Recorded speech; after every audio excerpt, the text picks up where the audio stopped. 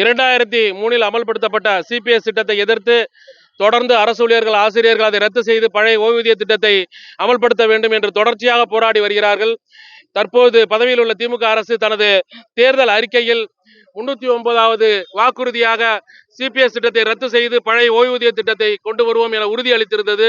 தற்போதைய முதல்வர் 2021 உள்ள அனைத்து பிரச்சார கூட்டத்திலும் அவராகவே சென்று பழைய ஓய்வூதிய திட்டத்தை அமல்படுத்துவோம் என்று கூறியிருந்தார். 3 ஆண்டுகள் முடிந்து நாளை 4வது பட்ஜெட் சமர்ப்பிக்கிற நிலையில் இதுவரையில் இந்த கோரிக்கை நிறைவேற்றப்படவில்லை.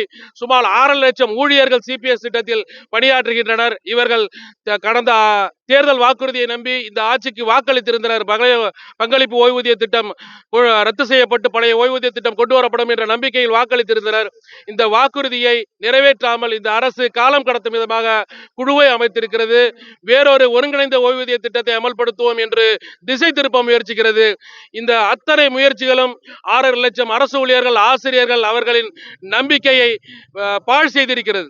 எனவே அரசு ஊழியர்கள், ஆசிரியர்களுக்கு கொடுத்த வாக்குறுதியை தமிழக அரசு நிறைவேற்ற வேண்டும். நாங்கள் புதிதாக எதையும் கேட்கவில்லை.